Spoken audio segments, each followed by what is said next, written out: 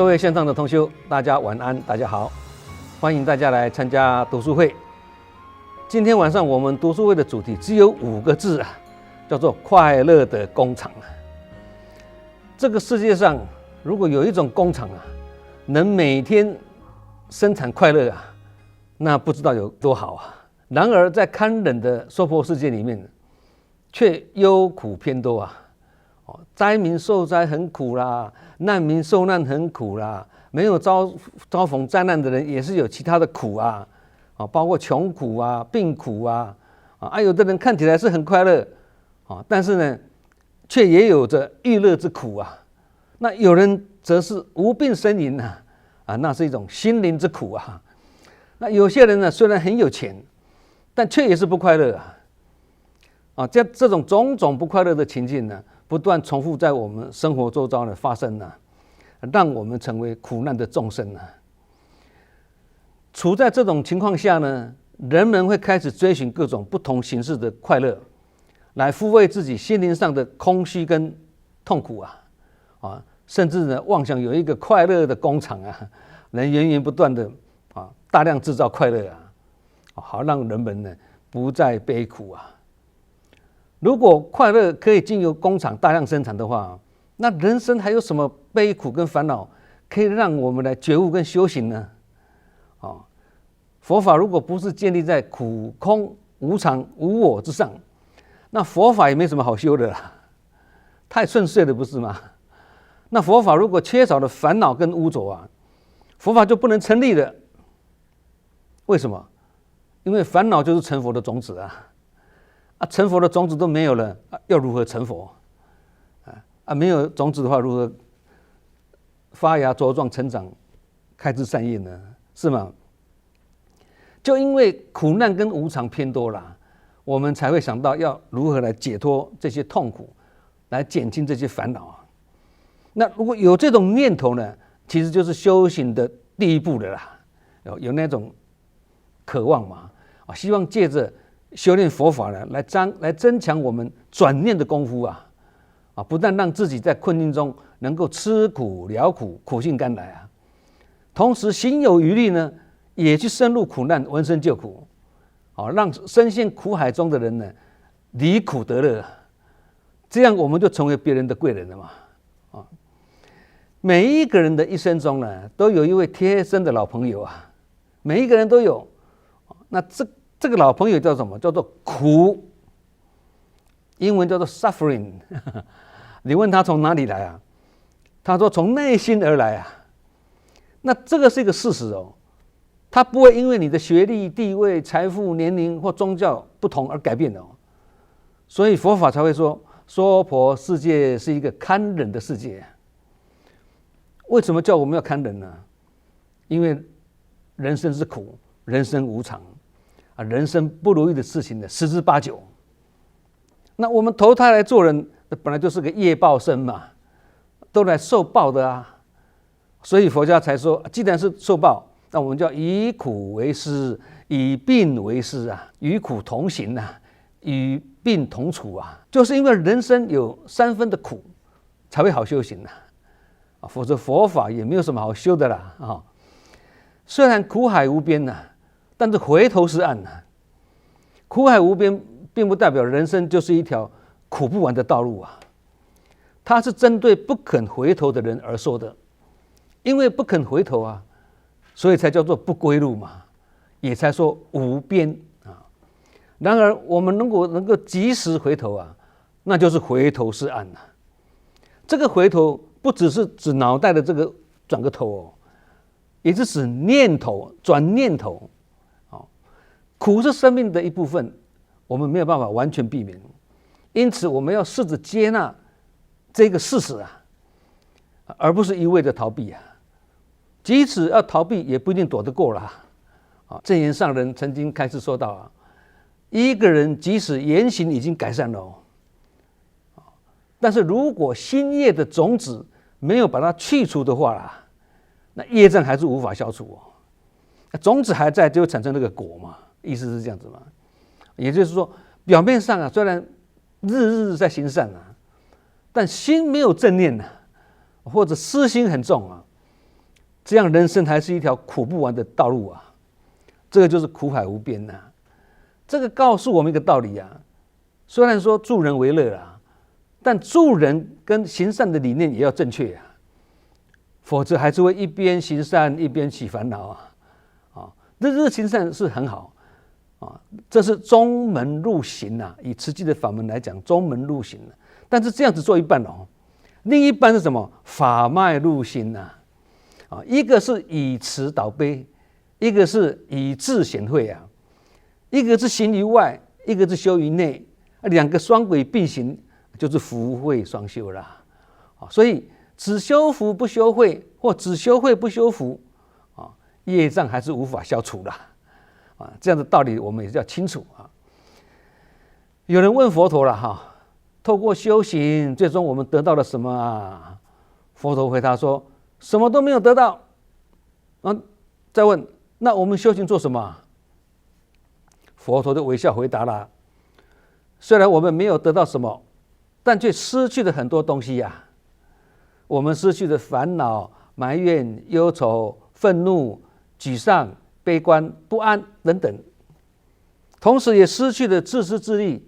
无明烦恼、习气障碍等等啊。话很淡啊，但理很浓啊。同样的道理哦，幸福快乐也不是我们拥有很多的金钱、财富、名利，而是我们失去了很多东西呀。失去烦恼啊、埋怨啊、忧愁啊、愤怒啊、沮丧啊、悲观不安等等啊。所以学佛就是要让这些无益心灵的东西呢，一个一个消失掉。这个就要懂得学习转化苦跟放下苦的功夫啦。转化苦就是把痛苦的经验转化为力量，放下苦就是减少对过去跟未来的执着。那转化也好，放下也好，简单讲就是断舍离啦。我们曾经也提了好几次啊。那有些人以为自己不快乐的原因，是因为缺少某些东西例如缺少财富、名利、地位嘛但是当这些人一旦得到自己想要的东西以后呢，他体验到的快乐却只是在一瞬间而已啊。当这一瞬间过去之后，他马上又开始想到得到另外的一样的东西啊，或者想对同一样的东西得到更多，不知足所以不满足嘛。在这样的情况下呢，这个人大部分的时间都是在享受自己，都不是在享受自己所拥有的东西啊，而是在苦苦追求自己没有的东西啊。所以这个人的快乐时光呢，只是短暂的一刻而已啊。很多人都是这样，人生的苦就苦在这里啊。那现代人之所以需要借着很多的娱乐来令自己快乐那是心灵脆弱的一种现象啊。也因为心灵很脆弱，所以无法忍受一点点的空虚啊、寂寞啊、苦闷啊、埋怨啊、忧愁等等只要心头稍微觉得烦闷呢就要借着看电视啊、上网啊，或者去夜店啊，或者大吃大喝啊、逛街购物等等，来排遣这些不愉快这样做虽然暂时会觉得舒服一点但同时也使人的心变得更脆弱了。真正要修炼的人他不会一天到晚把自己黏在这种怡情浅性的娱乐上面不过如果感官上的这种娱乐是无害而且高雅的，本质上我们不能说这样有错了，我们不能这样子讲但是就因为我们很容易把它当作努力奋斗的目标跟方向，佛陀认为这样就是一种危机所以无论生命中出现顺境或逆境，是喜悦也好或痛苦也好我们都要学习以平常心跟欢喜心去接纳它、包容它能这样不逃避现实，接纳逆境以一颗平常心跟它相处这样才是跟事念处理事相应这个时候也可以说我们的道心开始坚固了因此道心有没有坚固跟有没有体解事念处也是息息相关佛陀涅槃之际阿难请示佛陀4个问题啊，其中一个是问说：佛陀在世时，我们以佛为安住啊；佛灭度之后，我们要以何为安住啊？佛陀回答说：以四念处为安住。这句话就是遗教啊，所以很重要啊。意思是说，学佛如果想要打稳基础啊，就要从四念处下手，安住在这个四念处啊。四念处有学佛大家都知道了哈，观身不净，观受是苦，观心无常，观法无我啦。啊，这个是学佛的基础课程的。佛经里面也讲到哦，恬安淡泊，无为无欲啊。简单讲就是指不追求过度的物质享受，也不执着于名利跟欲望啊，这个就是知足常乐嘛。那物质生活不能说不重要啦，但轻描淡写就好啊，不要淋漓尽致啊。因为过度的享受物质生活，就好像什么镀金的饰品一样啊，镀金的金饰品啊，表面看起来是光鲜亮丽啊，其实是没有什么价值嘛。因为它不是真金的，是假的啊，所以快乐不必外求。每个人的内心深处都有一个快乐的工厂啊，它可以大量生产快乐的，条件是要能过恬安淡泊的生活啦，简朴的生活才能让自己心中有一个快乐的工厂啊。其实我们越追求快乐，快乐就离我们越远呢。当我们很刻意追求快乐的时候，快乐其实已经成为我们的负担跟烦恼了呢。越是穷追不舍，烦恼跟苦闷就越多啊。因此，能过简朴的生活，生活的乐趣就越多了。因为一旦能够返璞归真，就比较容易心宽念存。那心宽念存就容易自得其乐了。心不宽念不存的人，他怎么会快乐？不可能嘛。那既然快乐的工厂在我们内心啊，同理，烦恼的工厂也是在我们内心哦。只是一个大量生产快乐啊，一个大量生产烦恼啊。这个就好像每一个人都只有一个心脏嘛，对。但是心脏里面有2个心房哦，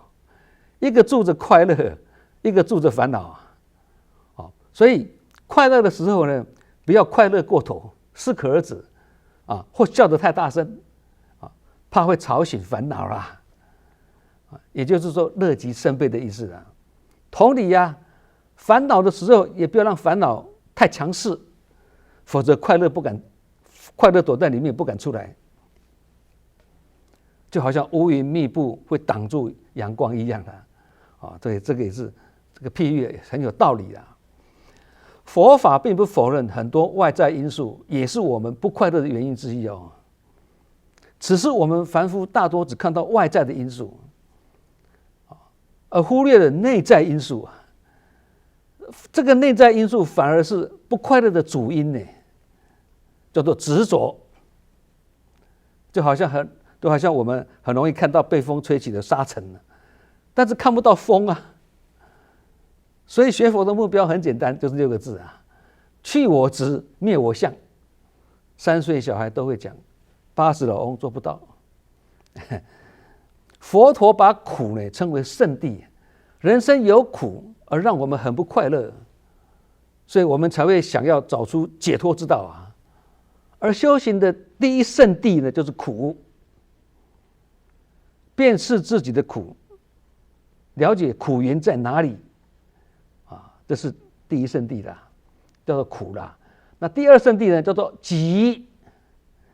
看清苦源之后，才知道人生逃不过8大苦，而且苦苦相逼啊。那这个时候我们就会想尽办法要怎么样？要离苦得乐啊。那这个就要靠心念，刚刚讲嘛，去转化嘛，跟放下嘛，啊，这个叫做灭。第3圣地。那结果发现能让我们转苦为乐的究竟之道就是什么？往内求，这是解脱的方向跟方法啊，这个叫做道啊，是第4圣地了。这个学佛4圣地，苦集灭道，跟圣念处一样，都是学佛的基础课程的。其实学佛的基础课程就好像棒球的基本功一样啊。各位还记得吗？上个月台湾的棒球队在日本东京大巨蛋举行的12强经典赛中击败第一强队日本取得有史以来的第一个冠军杯那事后呢，专家们就分析成功之道，原来打棒球也是要先学基本功刚开始是训练体能培养肌力调整观念1年之内就是练这些，很少让你碰到球那闻名世界的日本鬼太神鼓跟台湾的右任神鼓也是一样不是只在学打鼓，而是先学基本功，让你静坐、文法、长跑，身心一起锻炼。那这些基本功看起来好像跟打棒球或打鼓无关嘛，不是吗？其实是息息相关，因为这个就是助道，帮助你打棒球，帮助你打鼓，助道这个是我们顺便提一下我们言归正传。佛陀为了防范我们做出让自己受苦的行为跟造作也告诉我们8个这个助道的方法来让我们有所遵循叫做8正道嘛，也就是8条协助我们增长智慧跟慈悲的真实之道就跟刚刚讲的打棒球跟打鼓需要基本功一样那基本功就是助道有一句话说的很有道理诵地藏经不如行8正道那行8正道就是透过实际行动来打稳基础这个叫做君子务本的道理先把自己管好，不要一直在管别人或一直要求别人，而是管好自己，充实自己，提升自己，这样才是务本跟务实做得到才有可能本立而道生就是所做的事情才会合情合理而接近真理那人们总是希望自己有更多的选择嘛，大家都是这样想嘛，选择好吃的好玩的好用的选择好穿的或选择不同的地方去旅游度假其实我们就是因为太多的选择，这才是令我们不快乐的原因之一美国一位心理学家叫做巴里斯瓦茨他在他的一本畅销书叫做《选择的悖论》里面有提到当我们有大量的选择的时候呢，可能就是感到不快乐的原因那斯瓦茨他提出一项革命性的观点他认为幸福快乐是意味着有更多的自由跟选择，至少一般人都是这样认为嘛，是吗？然而过多的自由跟选择并不能带来更多的快乐因为他认为选择越多快乐越少这个道理会让很多人疑惑呢，怎么回事为什么选择越多幸福就越少，就越不快乐呢？因为这是当我们拥有自由跟选择的时候呢，毋庸置疑这个是令人感到幸福跟快乐的。然而一旦有过多或太多的选择跟自由，我们就需要花更多的精神跟时间成本呢去做筛选，去选择，不是吗？才能从中找到自己喜欢的跟正确的答案嘛。那问题就出在当我们处在这些不断筛选的过程当中其实我们就已经失去自由了而且太多的选择也会拖慢了我们前进的速度那这位斯瓦茨教授讲的很有道理，因为在我们生活中应该就有这样的经验，太多的选择反而变成无从选择。那举例来说更清楚了，例如你前面有5杯珍珠奶茶，请你试喝并从中选一杯你最喜欢的，这个可能很简单的5杯选1杯嘛，对。但是如果要从20杯里面找出1杯出来你比较喜欢的，那这个就困难多了为了喝1杯要从20杯里面去挑选，那是不是很困扰呢？对那还有一位很出名的心理学家叫做希纳艾恩加啊，他是美籍美国人但是印度裔。中学的时候呢，因为遗传性疾病造成他双眼失明的哦。然而他好学不倦获得斯坦福大学的社会心理学博士。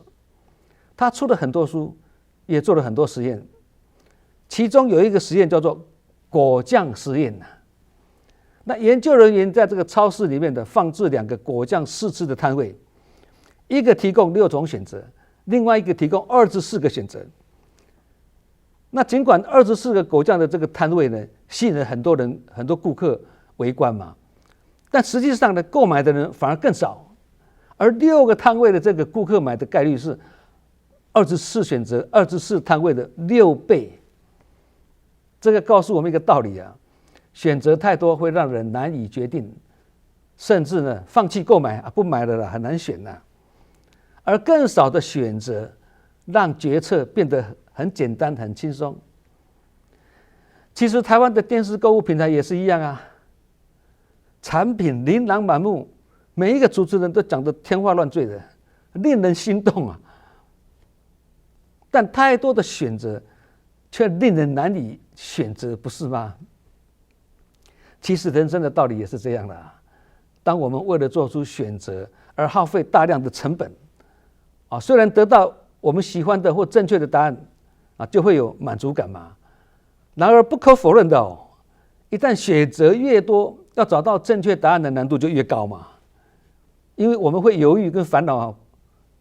是不是别的选项可能会比目前选的这个还好呢？这个我们都很有这种经验嘛而对已经选好的这个选择感到不满足了，可能那个比这个那个比我现在选的这个还好。如果再继续耗费心力跟成本，继续再选择，却还是选不到正确的答案，那这要怎么办呢？那像这些情绪都会影响我们的满足感跟幸福感这个教授是这样认为的所以前面几位心理学家所说的，我们可能因为拥有太多的选择，反而感到更不满足更不快乐，道理在这个地方。有一个老兄因为钥匙掉了而在路上寻找那他的朋友正巧路过，跟他一起2个人呢加入寻找的行列。2个人找了很久，就是找不到这个钥匙于是他这个朋友就来问这个老兄你记得钥匙是掉在哪里的吗？这个老兄回答说，其实我的钥匙是掉在屋子里面的啦。那这位朋友就说了，奇怪，你的钥匙掉在屋子里面怎么会在路上找呢？这位老兄回答说，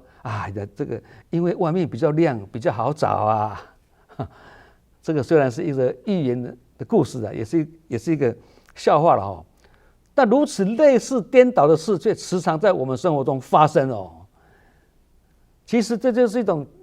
就在警惕我们昏庸愚昧所造成的一种迷失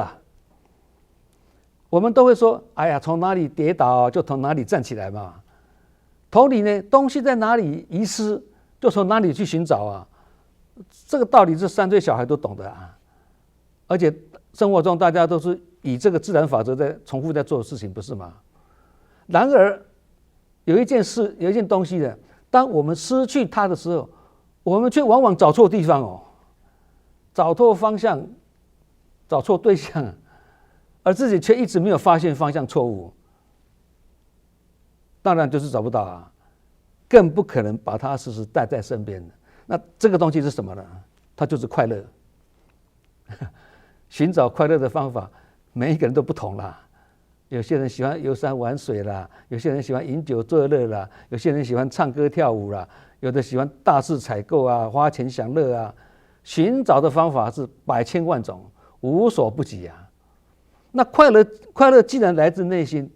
一旦快乐不见了，那就要从内心去找而不是从外面去找所以心外求法就是外道嘛。那外道是什么？偏离中道而失去正道。那失去正道会让我们变成什么？失去平衡好像飞机的那个2个翅膀摇摆不定那这样的生活就是险象环生，那快乐当然是遥不可及的啊。其实人生是这样子的，一切我们认为必须的，没有一样是绝对必须的啦，很有道理。这就是色即是空，空即是色的道理的。一位妇人在河边寻死被路过的船夫呢搭救了。船夫就问这个妇人什么原因呢？这个妇人就说我的丈夫猝死啦，丈夫不在了啦，觉得没有丈夫活不下去的啦。那船夫就问你结婚多久了？这个妇人说3年。船夫又问，没结婚前你是做什么工作妇人说那时候我在村里染布。船夫说那时候生活过得如何呢？妇人说那时候还算很惬意很快乐那船夫就问他说，那时候你也没有丈夫你为何活得下去，还活得很快乐呢？这个妇人哑然那船夫就跟这位妇人说你就找回那个没有结婚前的你吧，那时候你自己还不是一个人，也不是觉得很快乐吗？大部分的人都是在追求感官上短暂的快乐，这是最原始的方法。大部分的人都还停留在这个阶段，但是一旦短暂的快乐持续太久的时候，那肯定是没有快乐可言呢。举例来讲大家一听就明白了。有些人觉得看电影或逛美食街很快乐，然而如果从早看到晚看电影或从早逛到晚或连续吃个不停那肯定是一件很辛苦的事情，毫无快乐可言电影很好看如果连续看个几场，那肯定不是一件快乐的事情。夏天出汗洗个澡也是很舒服很快乐的事情但如果连续洗2个钟头不要出来，在里面不要出来，那也肯定是一个很悲惨的事情。所以贪欲其实就是短暂欲望的累积啦，而这些短暂的快乐一旦延长时间以后，就不再是快乐的事情了。如果有人能觉得很快乐啦，那更要警觉因为像这种逸乐的生活很容易削弱我们自制的能力的。所以才说一句话嘛，由奢入俭难由俭入奢易啦不是，我们不是说逸乐的生活就不好了而是提醒我们要适可而止，不要穷追不舍啦。生活中这种种种求不得的经验无人可免，想要在生命过程中要完全没有感官上的苦受，或是想要有100%的乐受不要痛苦都要快乐的，那是不可能的事情然而这种不可能的事情，大部分的人都不停地尝试总而言之内心的心灯不去点燃心外即使是风光秀丽，我们也会感觉一片暗淡阴霾幸福快乐的道理也是一样幸福快乐其实离我们很近，它就在我们每一个人的内心里面但因为我们常常往外求，而心外求法无法可求心外求道，道必难会意思是说，我们常常自己跑错方向，也找错对象，造成快乐即使离我们再近，我们都难以去靠近。因为制造快乐的工厂其实也是在我们的内心深处